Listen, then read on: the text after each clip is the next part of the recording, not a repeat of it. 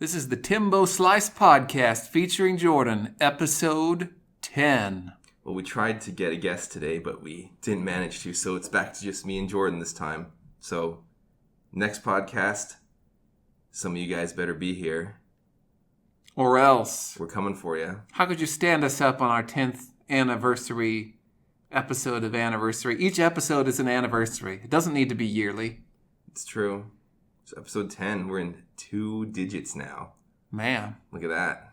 Remember back when we were recording episode 1? Yeah. And nobody thought that this would amount to anything. Well, look at us now, baby. Yeah. 10 episodes later. And 7-ish guests. Yeah, something like that. Later. 2 seasons later. Pretty much. Because we started in, what month was it? Like April or something? It was before Mother's Day. It was before, was it after you left Exactwear? Yeah. Yeah, so it was after March then. Yep, it was. Okay. Yeah, so 6-ish months ago, probably. Awesome. So how are things going? Good. Yeah? Yeah, I've got only first world problems. How about you? I might be able to say the same thing. I don't know. I'd probably have to go through and classify everything. But I suppose if I have the luxury to do that, then it's probably true. Maybe. Yeah. Some people have mental health issues, you know. And even if everything else is going okay, you've got a roof over your head and plenty to eat and stuff. Yeah. That can be pretty hard to cope with. But I don't have any of those either. Really? You're bulletproof mentally? No, not bulletproof, just within the normal spectrum. I believe that everyone is a little messed up, you know, I think so too. Emotionally and mentally. I don't attach any stigma to mental illness. Right. I think it's normal. Like, there's just a spectrum where, like, once you pass a certain point, then you are doing yourself a disservice if you don't get professional counseling, right? Yeah. Just like medical stuff, right? Right. Like, there's some stuff you could just pee on it or put a Band-Aid on it, home remedy, whatever, right? Don't try this at home, kids. Spray some Windex on it like the dad in My Big Fat Greek Wedding. Oh, jeez. And there's a point when you need to go to the emergency room and get stitches, you know? You should not be applying your own stitches. Yeah. Just like if your mental illness is severe enough, you should not just be trying to muscle your way through it. You should get help. Yeah. Whereas, I mean, just like with physical ailments, I don't think there's anybody who doesn't have something. Whether it's as simple as a little bit of nearsightedness or allergies or whatever. Everybody's got something, right? Like nobody has a perfect body. I think nobody has a perfect mind, and I agree with you. I think everybody has something going on with them. I remember reading something before that said it was about relationships, and it said everybody is neurotic, and so all you have to do is find somebody whose neuroticism you can handle and who can handle yours. And you should propose? Yeah, basically. I mean, that's oversimplified, but that was one of the things. Like, you're not going to find anybody that doesn't have some kind of weird quirk or different way of thinking or seeing things, and you just kind of have to you can kind of eliminate the people who I couldn't deal with that. Like, I just can't. Yeah, that's too much for me. And then but if you find somebody where they can tolerate you and you can tolerate their eccentricities or whatever, then you're good. You're in the clear. Yep. Life is better with a buddy, I think. Yeah. And I imagine science has established, right? I think Joe Rogan, I don't know if he does it in his routine now, but I watched a clip or two of his comedy. And one of the things he talks about is people who claim that they're loners, and he doesn't believe them. Yeah, I've seen that before. Yeah. He's probably right. He's got a really popular podcast. How could he not be right? Exactly. How could he have that many subs without being totally correct in every way? Yeah. Except lately, there's something that kind of came up that frustrated people on his podcast because he had a guest on that was talking about the simulation theory. Do you know? Are you familiar with this? No. What's the simulation theory? So the simulation theory is essentially that if it is possible that life can be simulated to a level like we're living in now, to where you basically can't tell whether it's real or not. If that's possible, then the odds that we are real and not simulated are almost zero, basically, if that makes sense. Because essentially, let's say, okay, yeah, sure, there's an infinite universe, but within each society, let's say there's an infinite amount of societies. Within each one, eventually they attain the level of technology to create a realistic simulation. And then those realistic simulations can create realistic simulations, and it can just keep going and going and going. And so that infinity is bigger than the infinity of original life, if that makes sense. Did I lose you? What is it? I'm like halfway with you. And then what's the conclusion of that? Is that we actually do exist? So the conclusion is that mathematically, if simulations that can simulate consciousness are real, then we're in one, mathematically. Oh, so if it can be done, then we're in one? Yeah, if it can be done, then the odds that we're not in one are minuscule, if that makes sense. Because you can have an unlimited amount of simulations. Yeah, I get the concept now. It's just, I think it's the statistics, right? Yes, it's just the statistics. Yeah, I can't understand why. Yeah, and so it's essentially that for every one real person, there's an infinite amount of simulations of them or whatever, right? And so the odds that you're the real Jordan Wilkin are basically nil. That's the theory, right? Once we've made a simulation, yes, hyper realistic, like not detectable as simulation. Yes. Yeah. So that's the theory, and so there's a guy who kind of formulated this theory, and he talks about it a lot. He was a guest on Joe Rogan, and he was explaining. Is it the theory that people don't like, or is he going so far as to claim that we are in a simulation? So he doesn't outright say we are. He just basically says mathematically it's unlikely that we aren't in a simulation. But he also claims if it's basically simulated consciousness, is that really any different from real consciousness? And so should it really affect how we live our lives? Probably not. So it's kind of, I don't know. It's a strange subject for mathematics to tackle, right? Yeah. Reality and simulation. Mm-hmm, absolutely. But yeah, so he, the last half hour of the podcast, he was explaining to Joe Rogan why it's unlikely that we're not in a simulation, and his explanation was not going well with Joe Rogan. So yeah, so Joe didn't buy it. It was a little frustrating. It's not that he didn't really buy it. He just kept saying I don't understand why you discount the possibility that this is the real one, that the simulations haven't happened yet. He's like, well, if they ever will happen, then how do we know that they haven't already? And he's like, well, no. Maybe they'll happen in the future, but they haven't yet. And the guy keeps saying well, no, yes, maybe that's possible. But odds are that in the entire length of time that the universe exists, odds are that's not where we are today. And that just wasn't really sinking in with Joe. And so it was kind of hard to listen to that last half hour just because, I don't know. It's just back and forth, the same explanations.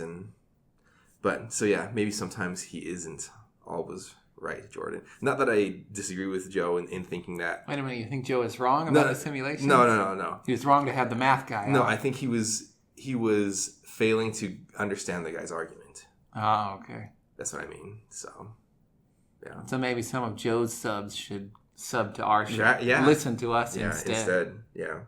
Because we can hear the simulated guy out. Yeah. But I don't know, it's a really interesting concept to think about.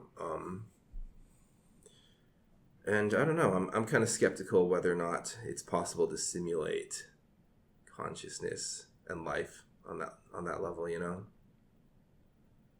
But there's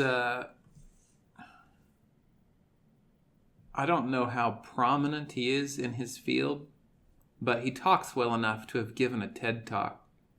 He might be a neurologist. I'm not certain.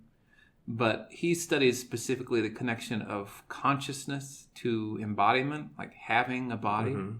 And his thesis is, and he's done some experiments that establish this, that like true artificial intelligence, like we have intelligence, like capable of creative problem solving and stuff, cannot exist.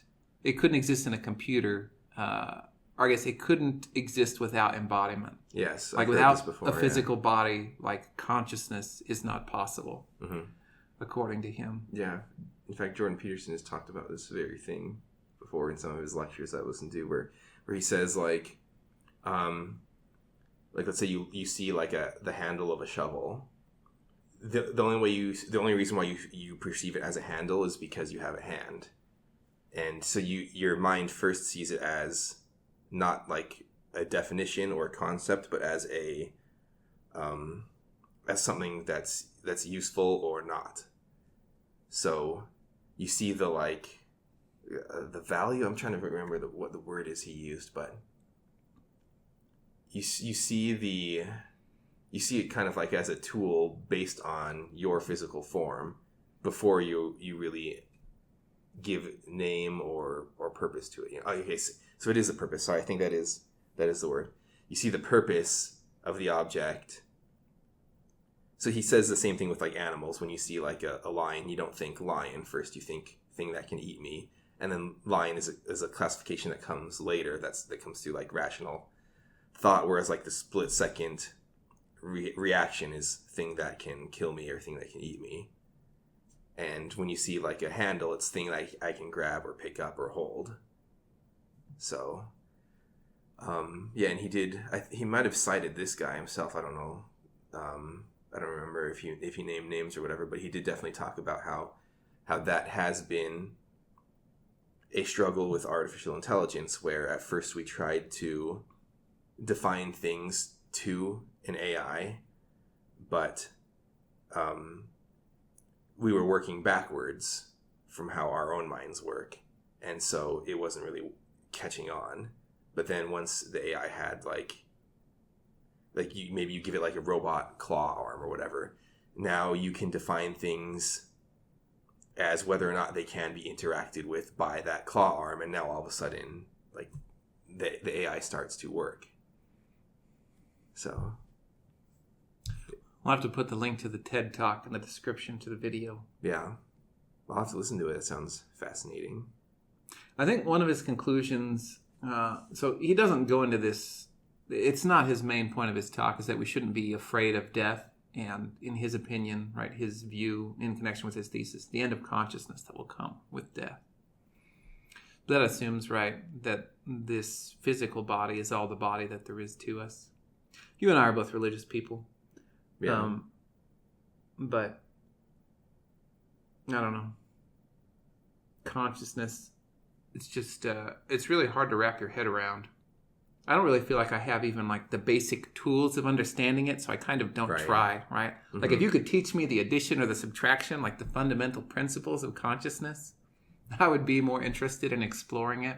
But I feel like, at this point it's like relativity. Right. Where you're like, yeah, I know if I'm moving the speed of light, weird stuff starts to happen. But I really can't even give you the basics of why that's so. Yeah. Yeah. I mean, the best probably... I don't even know if it's like a good explanation, but the best like description of consciousness I've heard is with a word called emergence. Emergence is when you take, it's kind of like synergy. You take a bunch of small things and something like greater comes out of it. And so basically the idea is we're just a big blob of single cells that are just attached to each other, and all of them working together basically creates us. So consciousness is like the symphony of all of our cells coming like together. That. Yeah, it's the emergence of something out of billions of tiny little things that can't think or act or whatever, right? It's kind of crazy. Yeah, it is. there's a whole game kind of based around the idea of consciousness. So the studio In Exile made a game that's supposed to be the spiritual successor to Planescape Torment, Jordan, which I know you played. Yeah, I played at my behest. And what are your thoughts on the game? It is a good game. Yeah, it is. If you are a gamer, you should play it. Absolutely. So there you go. So there's this sequel called Torment: Tides of Numenera. I don't think it quite lived up to the first game. There are a lot of things that were better. Obviously, the engine, the graphics, the interface, all that modernized, way better. I wasn't really a huge fan of the game system they used called Numenera. I think I preferred the D&D style better. But anyway, so in this game, so the premise of the first Torment game is that you're a guy who lost his mortality. You got separated from your mortality. Every time you die, you just come back to life. And you pretty much always lose your memory and start over again from scratch. Except the game starts when you wake up and you... At that point, something happened, and you don't lose your memory anymore when you die. And that's kind of the catalyst for you being able to figure out how to get yourself out of that predicament. In the second game, Numenera, you are basically what's left after this guy. So there's this guy who figured out how to transfer his consciousness from body to body to keep himself alive forever. And so he'll create a body. Isn't there another game like that? Fairly new one. I don't know. My brother tells me at the end of the game, like, you think that you're just transferring your consciousness, but you're really just making copies of it, sending copies. Ah, interesting. Anyway, but continue about Numenera. So this guy, he'll create a body, then he'll jump into it, transfer his consciousness into it, and then when it starts to get old or less useful, or when he creates a better model, he'll then transfer again. But every time he leaves, he doesn't just leave an empty shell. The body he previously inhabited now becomes like its own person. That's and interesting. And you start out as one of those people. There's a Doctor Who episode somewhat like that. Yeah? Yeah, I forget what it's called. It might be called The Living Flesh. Anyway, they're like acid miners or whatever. Okay. I forget what the premise is. But the reason he's there, I mean, he's trying to find the real Amy Pond because she's been abducted by, I forget who they are. Is it Silence? Is that who they are? No, it wasn't the Silence. Else, right? Anyway, yeah, they wanted her child because I guess she had conceived this child in the TARDIS, and so it had like Time Lord status. Yeah. So she'd been kidnapped because they were trying to get her child, right? That's what they really wanted her for. And so Amy thought she was still traveling with the Doctor, but it was really just her consciousness in this body that had been formed. And then anyway, I guess the Doctor tracked it down to this one planet. Anyway, so it's really common for like the miners or whoever they were to like die in the course of the thing. They were even just reckless about her. They didn't care, right? Yeah. They had like this pool of flesh that the bodies came out of, and then it kind of gained its own sentience. Yeah. And they had like the whole like, am I the original or is it you? Or I think they knew though. They knew which one was real though, right? Yeah, they did. Okay. There was even a doctor doppelganger. Oh yeah, I remember. But they were good guys, right? Yeah. Yeah. Yeah, so in this game it's interesting because so you play as one of these like cast off bodies that this guy had made for his consciousness. It's fascinating that you use that word because that's exactly what they call it. You're called a cast off, yeah. That's the exact word they use in the game. You're called the last cast off because you're the most recent one. Yeah, and then they have like the first and the second, and so like there's kind of like a whole community of cast offs that are like previous incarnations kind of this guy, except they're now their own person, and yeah, it's really interesting. And then in the game you come across another guy who was like the rival of the dude who you're the cast off of, and that guy instead of transferring to new organic bodies, he transferred himself into like a golem or whatever, like a machine.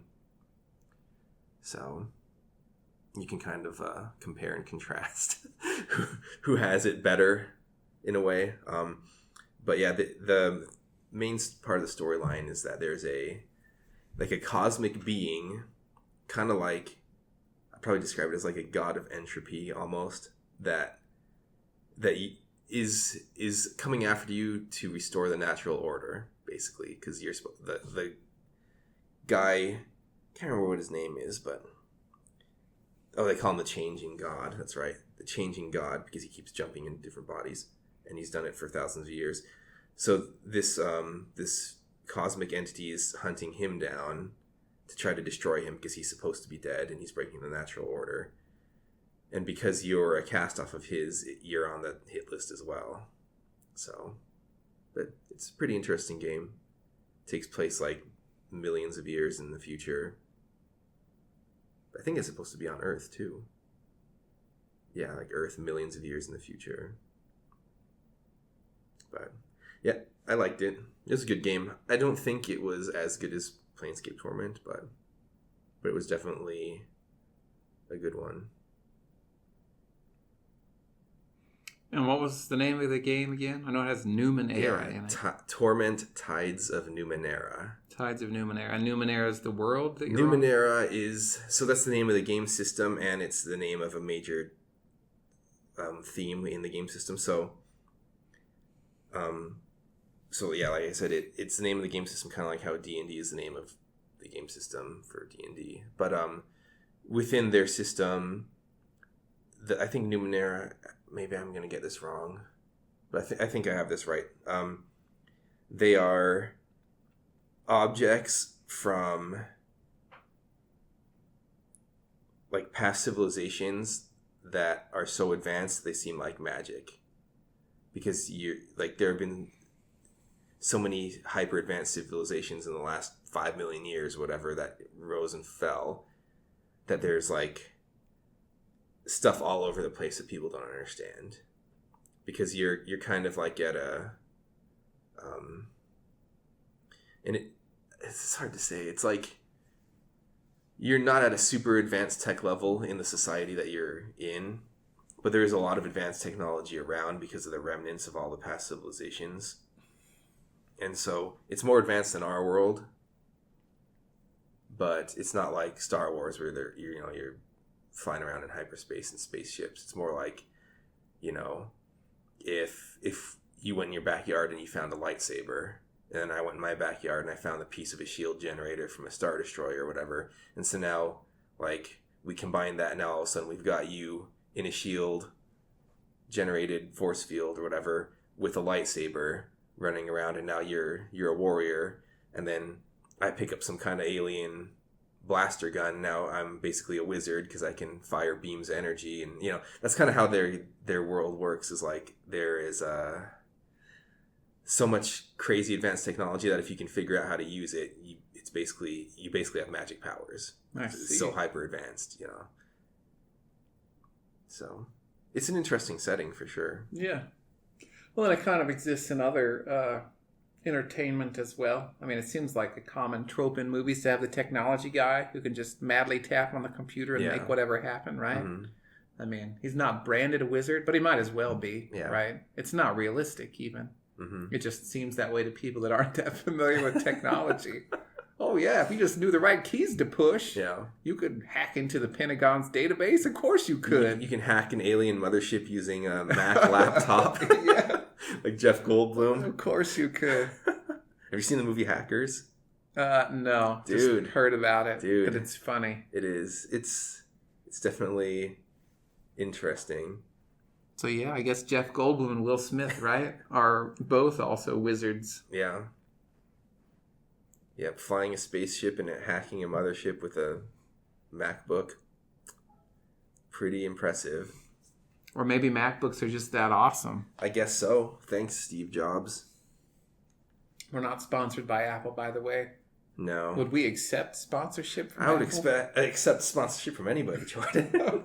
All right, Apple. The door is open. Make us an offer. Okay, maybe not anybody, Maybe not anybody.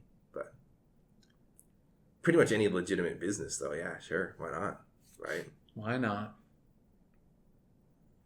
So is Numenera, is that the name of a game system? Yeah. Like Dungeons and Dragons? Yeah. So I could go to my local game store and buy a Numenera book? Yeah, you could. It's, I don't know.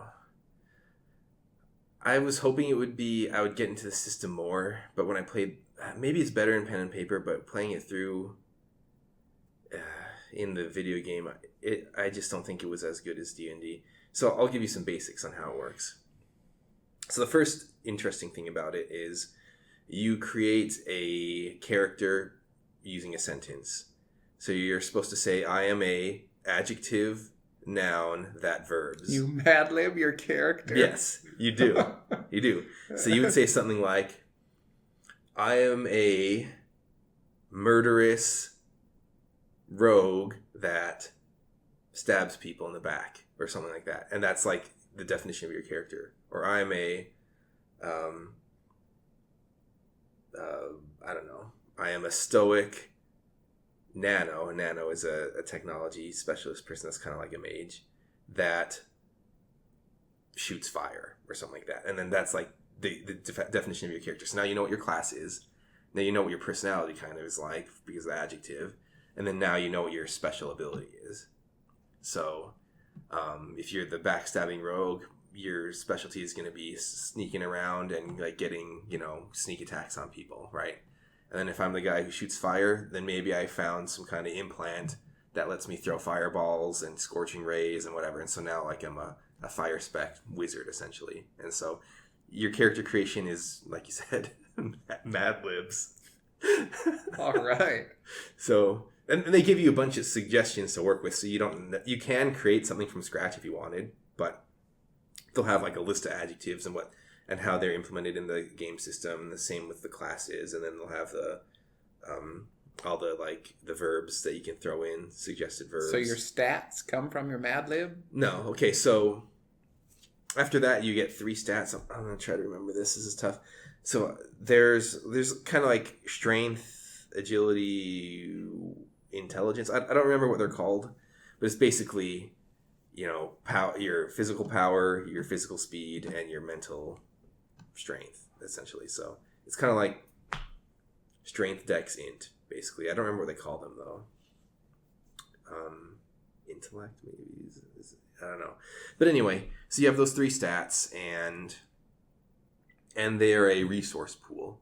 So if you have 8 strength, anytime you have to do something that requires strength, you're going to spend points. So it's like that door, it's rusted shut. You need 3 strength points to open it. So even if I only have 3 strength, I can still open the door, which is kind of a little bit weird because as long as you have points to do something, you can do it. There's nothing like, oh, you're not strong enough. Well, I mean, I guess you could say requiring 4 strength would be the equivalent of you're not strong enough, but I don't know. I'm a little iffy on that point. But so let's say I, the mage, I can go bust that door open and use all 3 of my strength points. Now they're exhausted. So now if we're running down a hallway and there's a pit we have to jump across, and it's like, oh, it takes 1 strength to jump across the pit. Now I can't do it because my resource pool is empty. And it refreshes when you rest. So it's kind of like a resource management system for everything. Kind of like how wizards have to manage their spells in D&D. It's kind of like everybody has to manage their stat points. And it works the same way for taking damage too. So it's like if that dude spends an agility point to shoot his blaster at you and it hits you, now you take 2 strength damage or whatever. So now your pool actually decreases. So the same pool that you spend from to do things takes damage, if that makes sense. So yeah, I don't know if I really like it so much. It's definitely simple, and that's kind of nice. And they have other advanced mechanics, like, what do they call it? I don't remember what the word is, but it's like an aptitude, an edge. I think they call it an edge. So if you have like a strength edge of 1, that means like, I can't remember, is it everything is subtracted by 1? Yeah, I think it's the cost of everything is subtracted by 1. So anything that costs 1 point is free now for you. So you're like, You can jump over as many pits as you want in a day, Jordan. All right. You know some parkour, so you can basically run across the wall exactly. as part of jumping across. And so you can get an edge that makes it so you can always do at least a weak action of that stat. So you can get different special abilities. It's like, oh yeah, you want to throw a fireball that's 3 intelligence or 3 int or whatever they call it. And now if you have 2 or even 3 edges in that stat, you can throw fireballs for free or for a reduced cost. And so it was a fun game, but it also seems like it's easily broken by people who will exploit resting. So, and here's why. Let's say it takes 6 strength to kick down a door, right? And you only have 6. So kick down the door, then go to the inn and rest. Boom. Now you can go in and do whatever, right? And obviously if you're playing pen and paper or whatever, you can have a DM that's like, okay, well, you kick down the door and dudes come running out, like you can't just like go back to the inn and rest because the guards came and now you're engaged in combat, right? Or they could say, oh, fine, you leave and rest and come back. Well, they're gone, 8 hours later, they're gone. The people you're trying to kick the door down to get, they're gone. Sorry, But in a video game, it doesn't necessarily work that way. So you can like spend everything to succeed and then just click rest and then you're back to your max stats. So they did a good job in the very first area. I wish they did this for every part of the game. The very first area you walk in, there's like this dude. One of the main quests is there's this dude who's in the middle of being executed. But it's like a slow, agonizing process. It'd be similar to, like, say, being crucified or whatever. Maybe the guy's going to be hanging up there for, like, 3 days before he finally dies. And so you have to do a bunch of stuff in order to be able to save him. So, like, some of the things you can do are, like, you help out this politician guy. So you do a whole quest line for him. And then he owes you a favor. And you say, hey, as a favor, can you pardon the dude? Or maybe you're able to convince a bunch of people in the crowd to, like, kind of vocally oppose the execution, or maybe you just fight the guards and kill them and then save the guy. But you basically have to figure out a way to save this guy within 2 or 3 days if you want to save him. You don't have to, but. And there's also another quest line where there's a guy going around murdering people, and somebody dies every day. And so basically, if you play in a way where you do like one challenge and then rest and do one challenge and rest and do one challenge and rest, then the murderer will kill a bunch of people and then get away with it, and the dude who is being executed just gets killed and you don't get to save him. And so you have to manage your stats, your stat pools, in a way to where you can accomplish everything you need to within a certain time frame. After that first area, that mechanic never came into play again. Oh, I see. So time stopped being a resource. Yes, exactly. And so after that, the game system they used felt empty, I guess.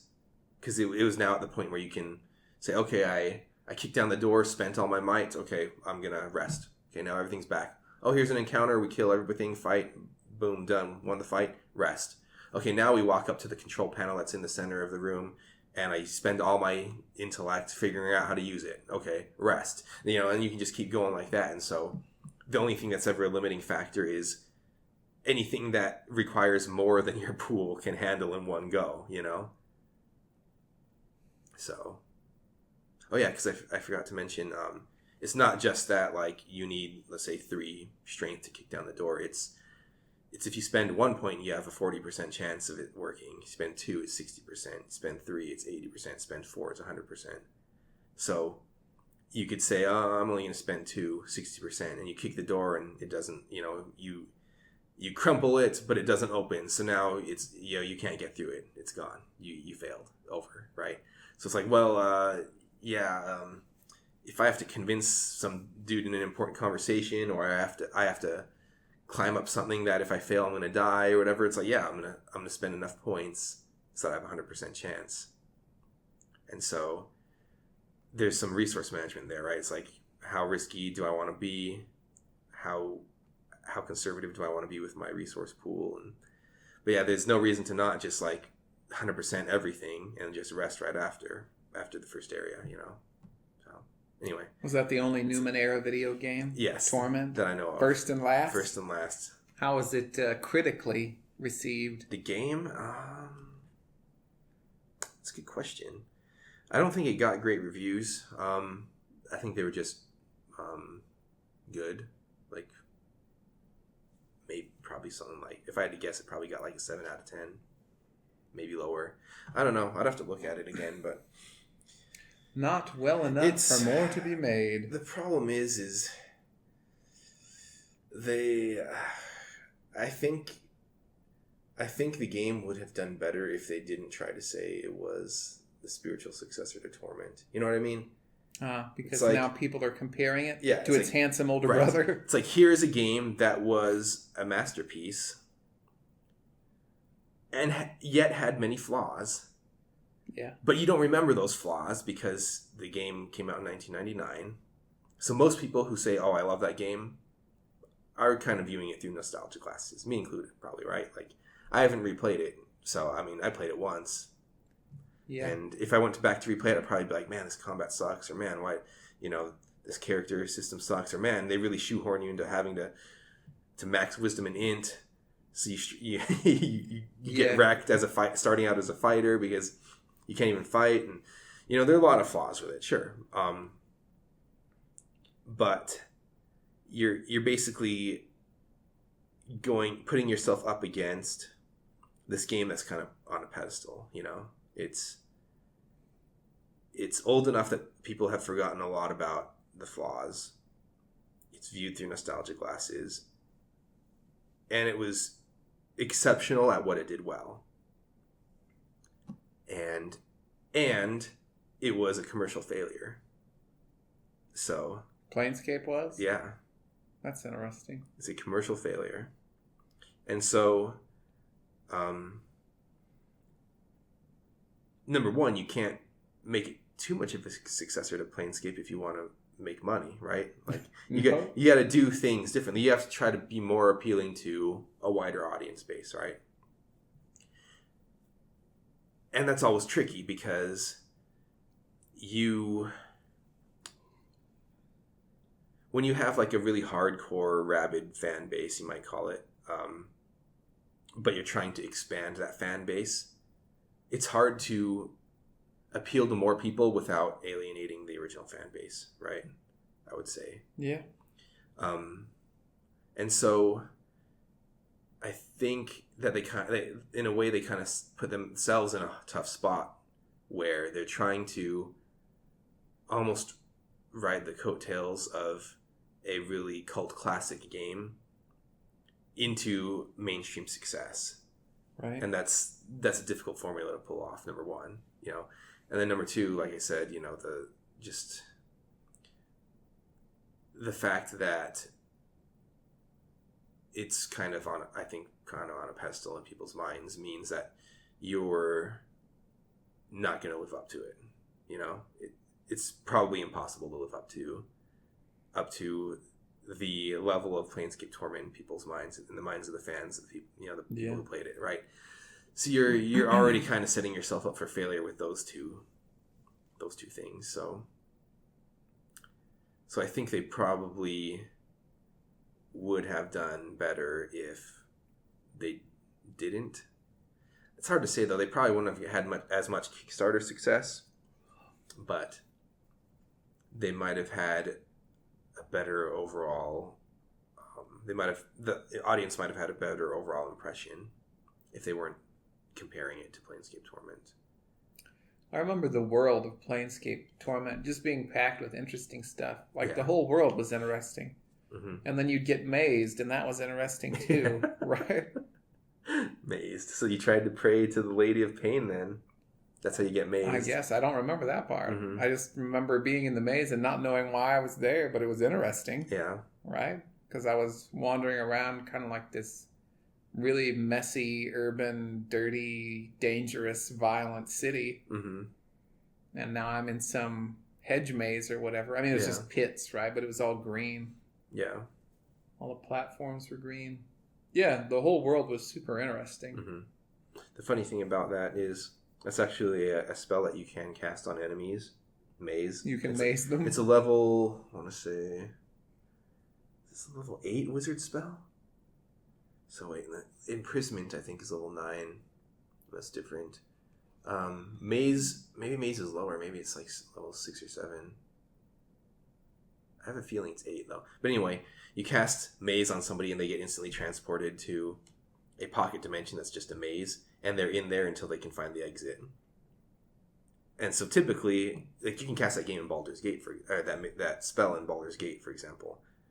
I'm pretty sure it's in there, or maybe it's number 2. Yeah, Baldur's Gate 1, you don't get high enough level. So Baldur's Gate 2, you can cast maze on people and they just disappear, and then like 10 rounds later they pop back in. And the idea is the whole time they're stuck in that maze and they're running around trying to find the way out, trying to find the exit. And so the way the spell is implemented mechanically in the game system is you have to make intelligence checks, and once you succeed you get out, basically. I can't remember if it's like you have to succeed 3 times in a row or what, but so essentially the dumber you are, the longer you're in the maze. I see. You got to be wise enough to keep taking right turns. Exactly. So but it's funny to be on the receiving end of that and be like, whoa, now I'm in the maze and I can wander around. And yeah, and wasn't there a corpse in the maze? And there's some gear too, isn't there? And your severed arm too was in there, I'm pretty sure. Yeah. Because your previous incarnation got mazed and he like gnawed off his own arm, and so you can find one of your old arms and a bunch of gear and stuff that he left. Yeah. There were no boring spots in that world, I felt like, whereas other RPGs too do. Like even Knights of the Old Republic, which I really liked. I mean, that game was great too. Yeah, I could say it was equal to Planescape Torment. I think the story was a step lower, but just overall a really good game. But it felt like there were big swaths of place where there's like nothing here. Right? Yeah.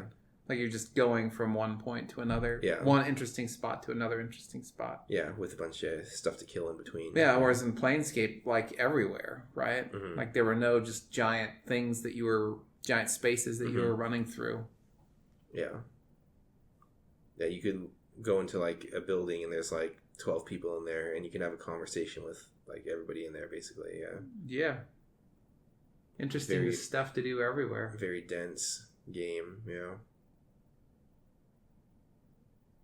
So I'll have to check out some videos or something for Torment Numenera. Read some reviews. I can put a link in the description of the video. It's good. I think it's worth playing. If you ever do want to play it, you can borrow my Steam account to do it. For free. For free? For free. Yeah. All I'd have to do is like set up family share for you and you can play stuff on my library. Wow. And I'd definitely do it, Jordan. If you're going to commit to play games, I will be there to help you do it. I didn't know Steam had a family share feature. Yeah. Basically what you do is you log into a computer and you can authorize it for family share for specific accounts. So essentially you would log in first. That's whatever. Do you have a Steam account?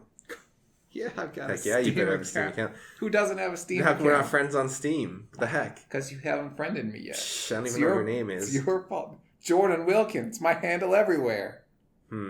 Okay. I'm the one non-anonymous person on the whole internet. Okay, well, I'll try to find you, or I can just give you mine. But anyway, yeah, so you log into a machine, then I log into it and say authorize for family share, and then it'll show me a list of other people who have logged in on that machine. So I basically say, on this machine, Jordan Wilkin can play my library. That's cool. And then it'll show you a list of all 800 of my games. Whoa. Am I going to go mad with power? Maybe. And then you can basically install and play any of them as long as my account isn't in use. So if I'm playing a game, it'll be like, oh, his library is unavailable to you right now. If I'm not playing a game, then you can start playing. And then if I decide to start playing while you're playing, then it'll just give you a 10-minute warning or something. Say you're going to get kicked off in 10 minutes, so save your game. or you can buy to keep playing or whatever. So, but I'm too cheap for that. Yeah, but I mean, I'm not always using my Steam account, so if you want to play a game, I can hook you up. I own almost every game that's worth playing, Jordan. Yeah. I mean, there are plenty that I don't own, but there are a lot that I do. You played Factorio? I haven't yet, and I don't own that one. It's one of the games worth playing that I don't have. It's on my wish list. The exception that proves the rule? Right, because I don't know. I mean, I still probably have over 50 games on my wish list and about 800 in my library, and that's just on Steam, so I guess there's still a sizable percentage of games that I don't own that are worth playing, because my wish list is pretty big too. So my wish list is bigger than some people's libraries, probably maybe bigger than your library. Do you have more than 50 games? Look who you're talking to. No, I don't have more than 50 games. So there you go. I have probably 50 to 60 on my wish list alone. So I have as many games as you would get if you bought the first half dozen Humble Bundles. Yeah, that's basically how my library started to inflate rapidly. I bought a lot of Humble Bundles, but yeah, there's some good games in those too. So yeah, I need a backlog manager. I have so many stinking games. What Vince did is he created a Trello card for every game that he has, and then he prioritized the list. And I thought, it would be nice to do that, but I don't want to make 800 Trello cards. There's got to be some way to import a library so that it creates all the cards for you, and then you can just organize them. Yeah. Maybe Steam will implement that feature in the future. Yeah, I've been hoping they would do it for years, though, but they haven't. You need to code the site. Can you write a plugin for their platform? Yes, you can sync. Not sync. You can. What's that called when you go to a website and it's login with Google or whatever? Oh, authorized login or whatever. It does have a name. You can do that with Steam. Essentially, you can say login to this site with Steam, and then it kind of links your Steam account, and then if your profile is public, then the website or whatever can, I don't know, use the API to get all your games and all your play times and your friends list and I see, and everything. So yeah, SteamDB, I think. There's a site where you can go on and log in with your Steam account, and it'll tell you the monetary value of your Steam account. It assumes, though, that you bought everything at full price, which I obviously did not. No. But no one buys everything at full price. But it basically just takes your library, takes the MSRP of every title in it, and then spits out a number. And it's my account is an obscene number, Jordan. Is it? But I take pride in knowing that I probably spent less than a quarter of what it says. Because very few games I buy at full price. Very few. And most games I buy at 75% off. And some of them, a lot of the ones I got on a Humble Bundle or whatever, I paid $1 to get 20 of them, so... Tim reveals his cheapness during episode 10. Exactly. Don't you believe in charity, Tim? Don't I support the developers? Well, I mean... You're a horrible person. I guess so. I'm going to look this up. Can't believe it took 10 whole episodes for that to come out. Yeah. I don't know. It's one of those things where, why not get more for your money, Jordan? Everybody listening right now is patting themselves on the back. I paid $2 for the Humble Bundle. Well, think about it this way. It's maybe it's kind of sad that I don't pay more for Humble Bundles, but oftentimes I did beat the average, though. So that's how you get the majority of the games, right? By beating the average. So, yep. But I mean, what I was going to say is, once you have a huge backlog full of games, it's there's not a whole lot of reason to pay full price for anything anymore, because you have stuff you can play all the time. Yeah. I would buy more games full price if I ran out of stuff to play. I'm like, oh man, I can't wait till something actually comes out and I'll have something to play. Oh look, the new whatever came out. The new Assassin's Creed came out. I'm going to buy it full price because I need something to play. No, it's like I've got a list, at least 20 to 40 like critical priority games that I want to play. And so another game that comes out that would only be like critical priority, well, I've got 20 to 40 of those already. I can just play one of those. Just wait until it's $5. And wait until it's $5. Exactly. But if a blocker priority issue, priority game comes out, Jordan, God of War 5 is released. Yes. Yeah. I haven't played any of the God of Wars though, but I hear the latest one is incredible. Or like a Fallout game, an Elder Scrolls game, a Final Fantasy game. Those games tend to be the ones where I'm like, dude, getting that for day one. So, when Baldur's Gate 3 comes out, I'm probably buying that day one, pre-ordering that one, So, there are some games I will make an exception for because they are blocker status, but most games don't get higher than critical in priority. So, I say, well, I've already got dozens of those. Why buy it at full price? So I don't. Why indeed? Yeah, let's see here if this website can find my account. Yes, Gutber. What? So it says that games are hidden by default on Steam. You can change your profile privacy settings. I thought I had my privacy settings off. Garbage, Jordan. Garbage. Oh well. It's fun that Steam has an API that you can use to get information like that. I read a blog post once that said if you publish data, people will consume it.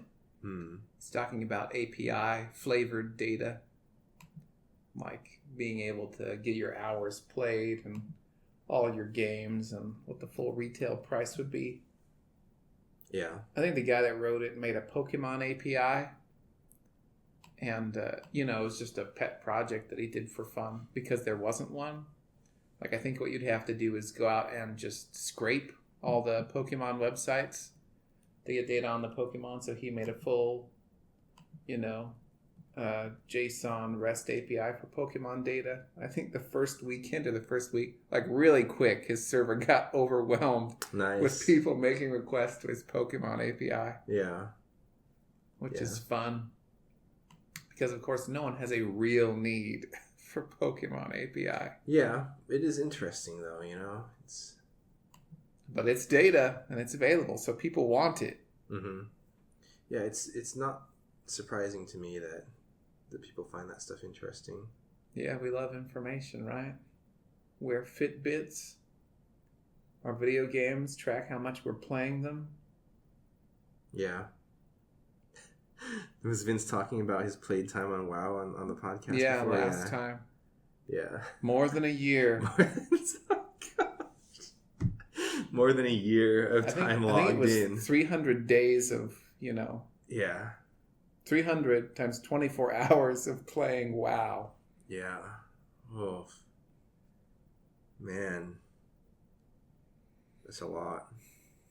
I'm going to say something controversial now. Let's hear it. On the 10th anniversary. I wish that I had played less video games as a kid. Ooh. I was just thinking the other day, if I had taken all of that time, or even a fraction of that time, 10 or 20%, and had invested it in learning how to cook, I would be a decent cooker. It's true. I could make some good barbecue. Or some good casserole, some good pasta, something. Maybe, but what would you be giving up in return? No, I don't know. You got the cultural connection. It seems to be the biggest gain from video games. That's one. But you could get that from talking to people about cooking. And you could make delicious food. And you'd have a bunch of fat friends. Who doesn't want fat friends? Everyone knows. Nobody. Everybody wants fat friends. People are funnier and happier yes. than non-fat people are. That is true. That is absolutely true. I think another thing though is depending on the types of game you play. Obviously, like if you're playing, Doom, maybe this doesn't apply, right? But I think that there is an education aspect to playing video games. And here's what I mean. Number one, you do a lot of reading if you're playing RPGs. Yeah. You might even be doing books worth of readings if you're playing RPGs all the time, right? Mm-hmm. Second, you are doing kind of exercising your imagination. If you're, it's kind of like when you read a fiction novel, right? You're kind of being transported to another world. Even nonfiction can do the same thing, right? Like you're reading about a different time, a different person, a different life, whatever, right? You're exercising your imagination to where you are basically experiencing a different world. And so I think you get that out of some video games. There are also games that require tactical thinking, analysis, strategy,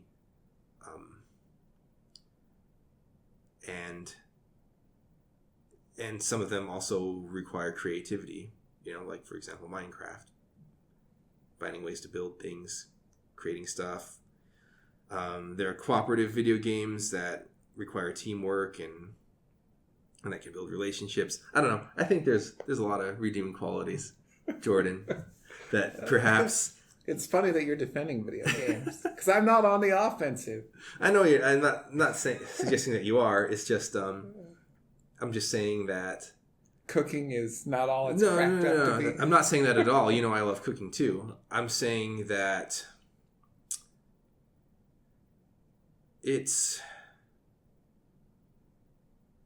hard to eliminate a major part of your life and have it only have a simple change in outcome, if that makes sense, right? Unpack that for me. Okay, so what I mean is it's easy to underestimate the effects that video games had on your life, whether positive or negative. It's easy to underestimate that. And therefore, when you say something like, I wish I didn't do this, or like, I wish I took this class instead of that, I wish I majored in this instead of that, it's, when you do that, you're often oversimplifying, saying, yeah, if I had taken math instead of whatever, humanities, then now I would be exactly how I am today, except I would know more math and less humanities. Should we call it the George Bailey effect? What is that? He's the main character in It's a Wonderful Life. Oh, okay. He didn't realize what his full contribution was to the world.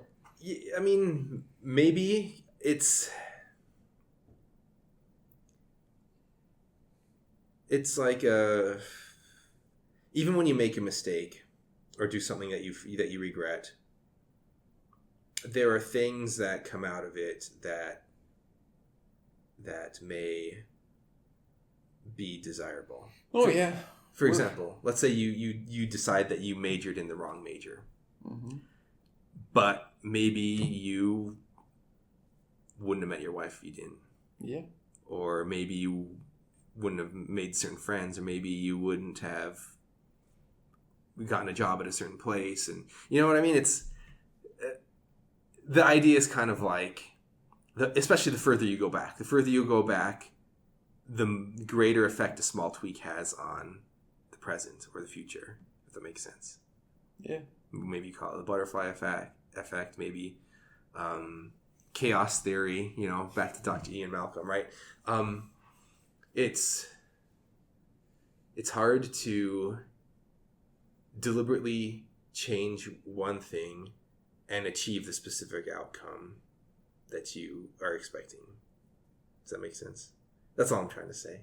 Saying I shouldn't go back in time, force myself to cook instead of playing video games. Don't mess with time, Jordan. Don't mess with time.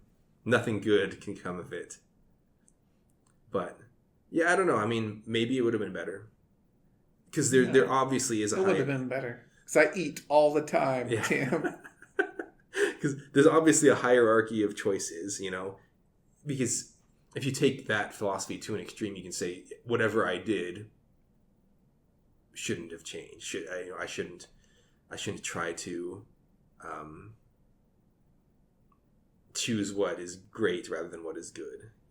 I'm not trying to say that, because obviously there are choices you could have made that may have been better.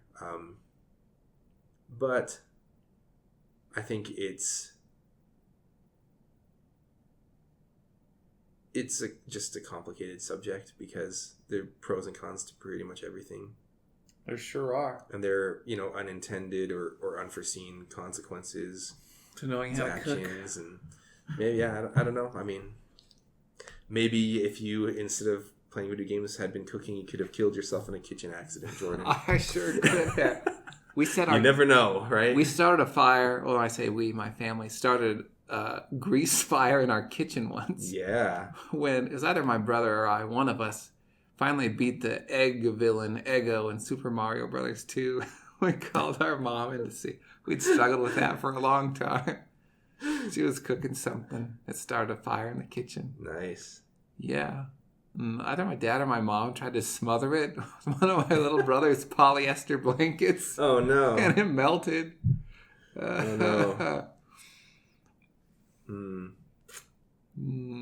So I wouldn't erase all video games from my past, but I definitely would have played less. Yeah, I think that's fair. I mean, I think one of the challenging things about video games, or any entertainment, right? Let's not pick on video games. Let's just say entertainment in general, is it's always there to offer you pleasant feelings, possibly for nothing in return.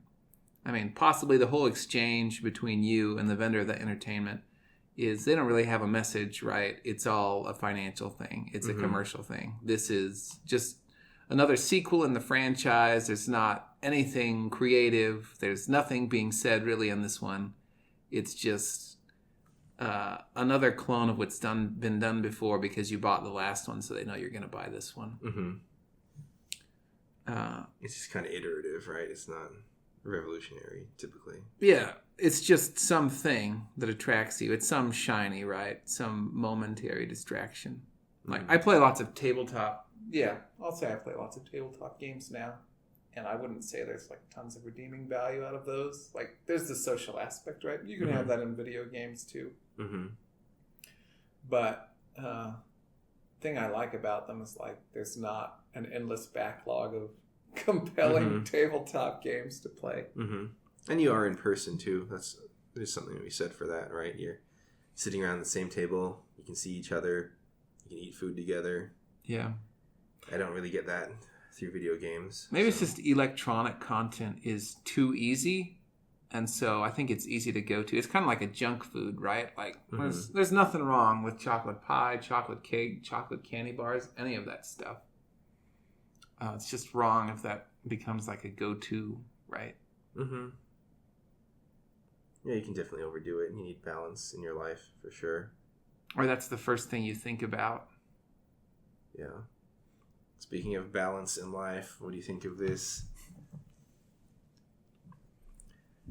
Your games are worth $10,000 USD. So what we're looking at here, for you listeners, we're looking at steamcalculator.com, and I put in my Steam ID, and it is estimating the value of my Steam account to be $10,060.48.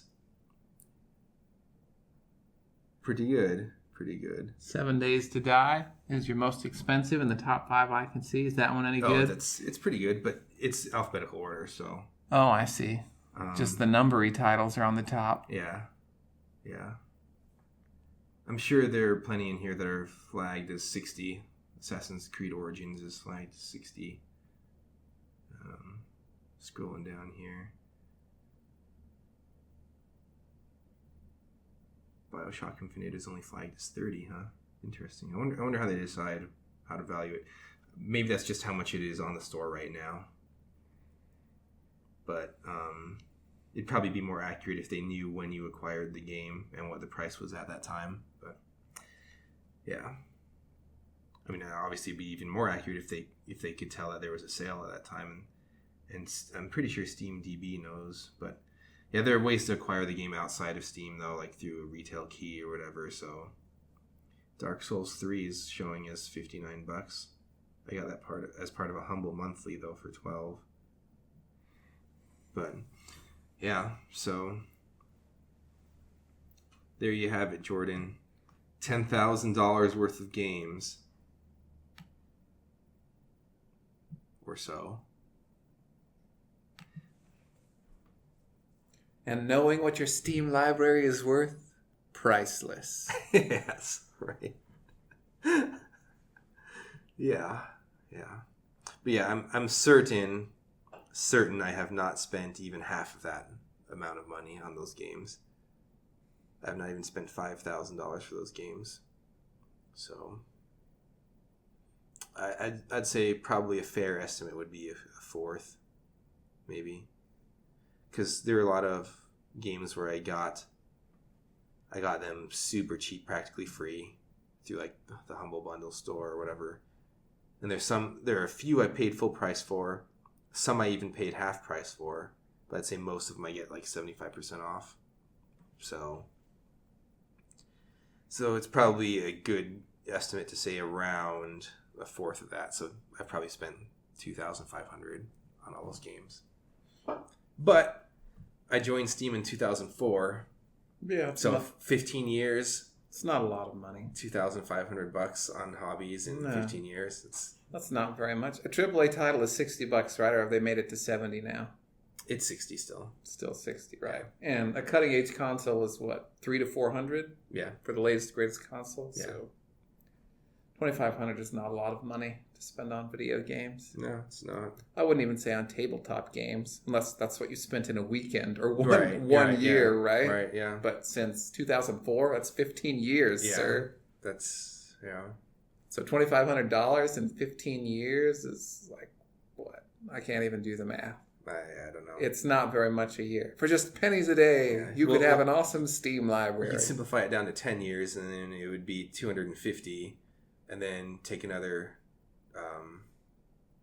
half, because 5 more years, so that'd be 125. So it'd be what, 325? Did you just best me in math? Wait. On our podcast? I think I added instead of subtracted. Now I have to defend my honor mathematically. No, I don't care. Yeah, I don't know. Screw it. I'm not trying to do math live. I'm just gonna make a fool out of myself. Yeah. There's a billboard. So when I worked for ICS, I used to go to the church office building once a week, and there's a billboard that was purchased or leased, whatever, by GG. They make cooking utensils. I think that's how you pronounce it. It said, "Looks fade, hunger doesn't. Marry someone who can cook." I thought, that is really good advice. I think I was making breakfast for my kids. It might have been earlier this week or last week, and I was thinking, man, I don't know how to cook that much stuff.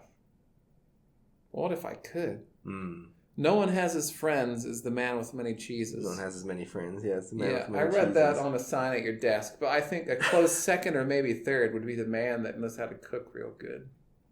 You'd at least have a lot of fat friends. And those are the best people. Another good saying that me and my friend Jesse like is, never trust a skinny chef. So wise. So, yeah. I don't know, man. You want to learn some more stuff? I don't know a ton either, but there's some things that I know how to make that we never made. But would they be good without meat, though? I should discipline myself to cook regularly. See, it's hard because no one at home wants to cook what I want to eat. But I guess I could find out what they like and then start cooking it. Maybe that's my angle. Have you been making okonomiyaki lately? I've not made that in a while. Did you run out of sauce? Why haven't I? Yeah, I did. I ate that whole bottle. Maybe that's why you stopped. By myself. Maybe you stopped because you ran out of the sauce. Maybe. Sometimes you get out of a habit, and then you're like, why did I stop doing that? There's not a real reason. You just kind of forget about it, yeah. Yeah. I know what you mean. There are things I haven't made in a while, too, that I probably can't even think up right now. It does take a little effort. Well, one thing is like cooking for yourself after you come home from work. It's so hard, dude. Yeah. It's so hard. I generally just fry up some green beans, right? Because that's real simple. So I chop some beans. I mince some garlic. Done. Mm-hmm. Fry it up. What I try to do is make a huge batch of something and then just eat that for like a week. So I try to do. Just because I come home from work tired, stressed, starving, and I if something's going to take a long time, there's no way, there's no way I'm going to make it that long. So I tend to, if I don't have something pre-prepared that I can just microwave, I tend to eat unhealthily. Yeah. It's like, what can I just grab right now? I think that's the point I was making with video games. Like, when you're bored, it's a quick fix. Yeah. Same with food, right? Like, when you're hungry, that's why you shouldn't go to the supermarket hungry. Right. Because you're going to buy garbage. Yeah. You should keep your screens far away from you if you're feeling bored. Mm. Give yourself a little time to ferment some idea. And maybe you'll end up playing Factorio anyway. That's fine. Mm-hmm. Just as long as you made the decision mindfully, right? Yeah. Yeah, that makes sense. I mean, it's the kind of habit that or hobby, I guess, that if you don't keep an eye on it, it can get out of hand for sure. I think it happens with other media too. Like, I think I've heard more than one person that has told me that they've told themselves it's okay not to finish a book. Just because I start it doesn't mean I need to read the whole thing, right? Yeah. Because it might not be epic. So that's my one piece of wisdom that I'll definitely stand behind emphatically. If you're not loving the game that you're playing right now, you should be playing a different game that you do love, because there are so many out there, right? Or some other hobby. Maybe you could learn to cook. I would love to eat your cooking. Once you got good, you probably suck right now because you play too many video games. But when you half dozen listeners get good at cooking, I want you to cook for me. Do you know my sad story, how I come home and cook for myself and only make green beans because I don't feel like making anything else? It's a sad story, Jordan. It's a sad story. Yeah. Well, first world problems, right? Like we established in the very beginning. Yeah. That's my greatest angst. Mm-hmm. You don't have to worry about whether or not you have food. You just have to worry about... It's like, do I want to cook green beans or should I just eat peanuts and grapes? Those are easy. Yeah. Or I usually have a can of beans in the fridge, right? I want to microwave those baked beans and put some cheese on it. What time do you usually get home from work? 5:45, 6. Maybe one of these days you should meet me at my place and we can cook or something, or sure, whatever. Have dinner, dude. Because if we're both just basically eating alone anyway, why not, right? Why not? Yeah. Maybe on Wednesday nights or something. That could work. And if you come on as the next guest on the TJ Slice podcast, you'll get a one-time invite to dinner too. Oh man, one time only though? Well, they could become a contributing sponsor. Yeah. And then they'll get a recurring invite to dinner. I see. Yeah. Doesn't come cheap. No. Not our cooking. No way. It's quality stuff, man. Well, it's better than it was anyway. Yeah. You've known how to cook for a while, right? Let's see. So I first kind of got into it in Japan, and I learned some of the basics there. I wasn't very good, but I wanted to be good because I wanted to eat good food. Like I told you last night, it was uncommon to eat with other people, like at the houses of people you visit or people in your ward or whatever. And so we pretty much always ate whatever we cooked.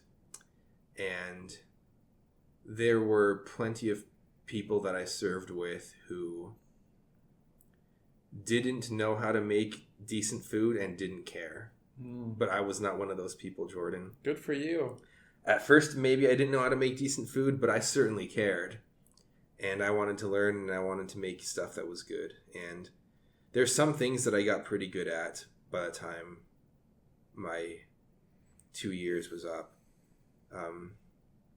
One of those things was curry. I got pretty good at curry. That was one thing where I was like, man, there's one thing I want to learn how to do right before I leave. It's curry. Yeah. And so I would ask people like, tips, show me how to do it, tell me how to do it.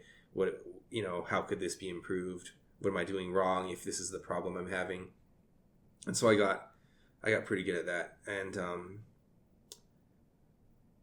let's see, when I was probably a little bit less than a year and a half out, I was in Suzuka, which is south of Nagoya. Anyway, I was training a new missionary there, Andy Kano, and it's funny because we had this thing where we call he liked my curry, but at that point it had already been pretty good, and I was still trying to learn how to do it better. But he was like, "Man, it's already pretty good," because sometimes like we would ask some people like, "Hey, can you like show us how to make good curry?"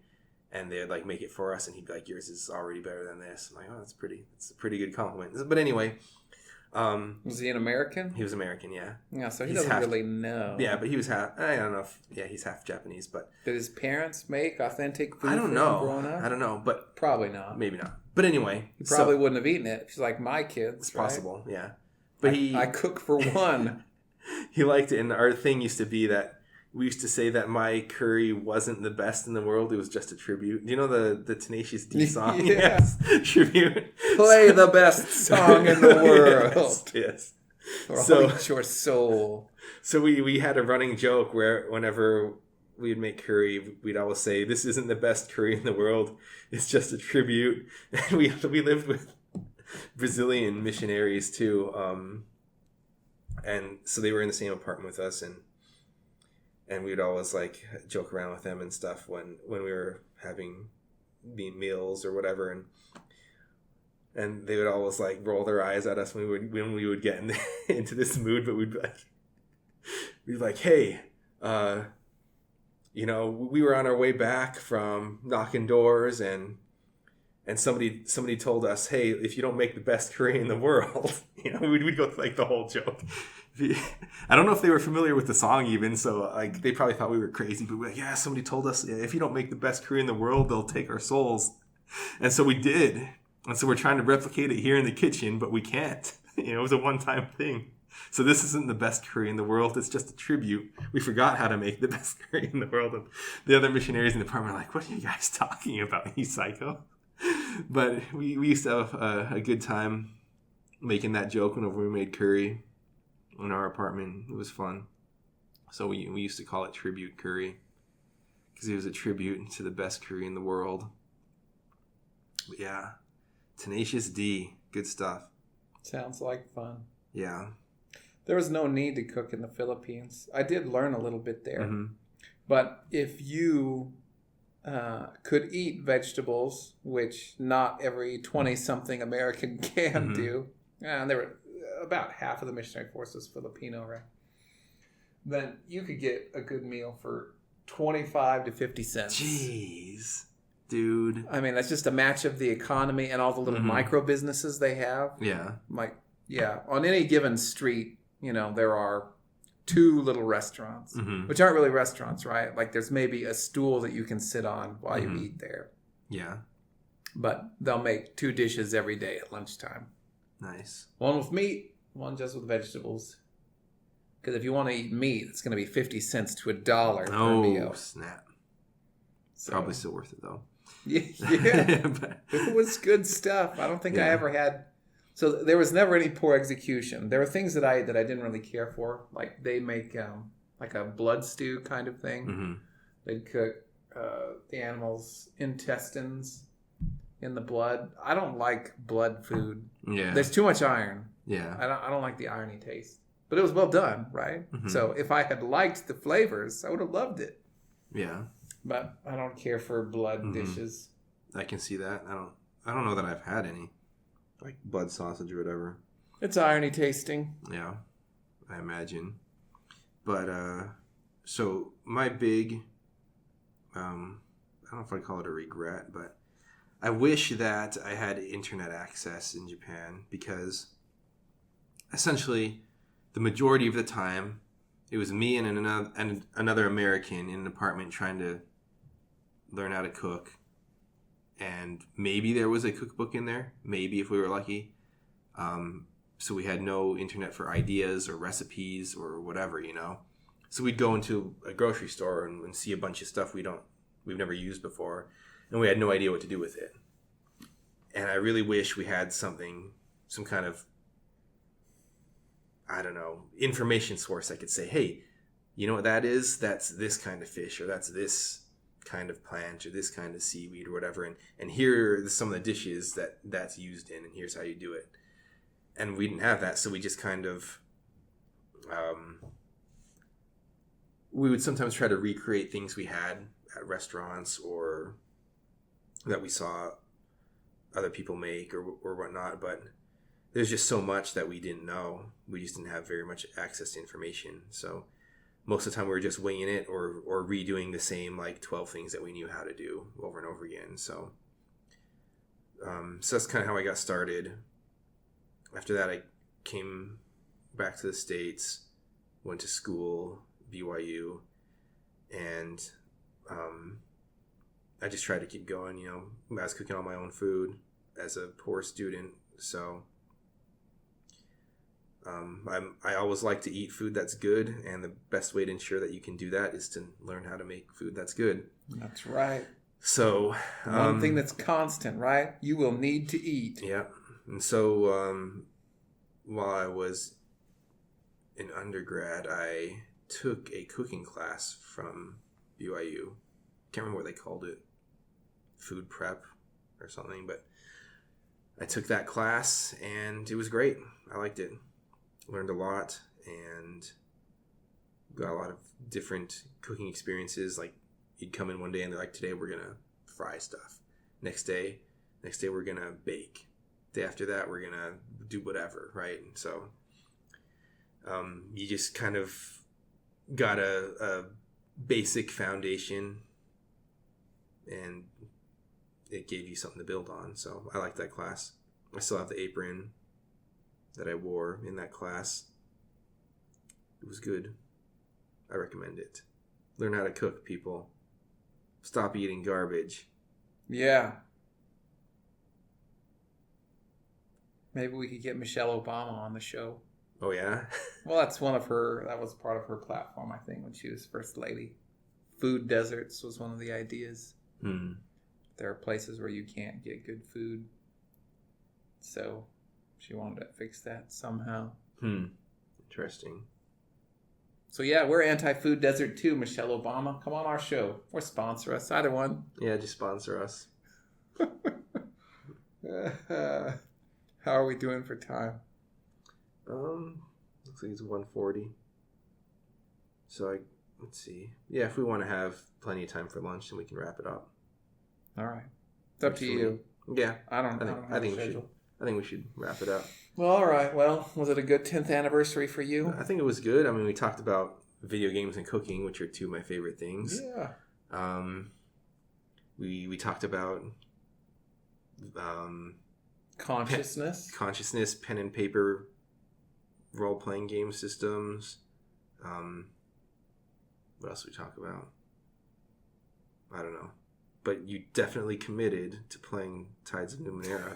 That's what I remember hearing. I don't remember committing to that. Maybe I'll play it. Maybe. And there are probably other things that might be more worth your time too. Like To the Moon might definitely be worth your time. Yeah, I thought about that. It's only 5 hours or so to beat. So To the Moon. To the Moon is a good one that I think you would enjoy. I think the last game I played was Human Fall Flat. That one's pretty good too. Been a little while. That one's pretty fun. Mm-hmm. Yeah, I had a good time with that one. Yeah. This game we played recently, me and my brother and some old friends, it's called Deep Rock Galactic. Basically, do you know Left 4 Dead or any games like that? Isn't Left 4 Dead Vermintide. A zombie apocalypse kind of game? So in Left 4 Dead, basically you're trying to get from point A to point B. Wherever you start, you're trying to get to the extraction point.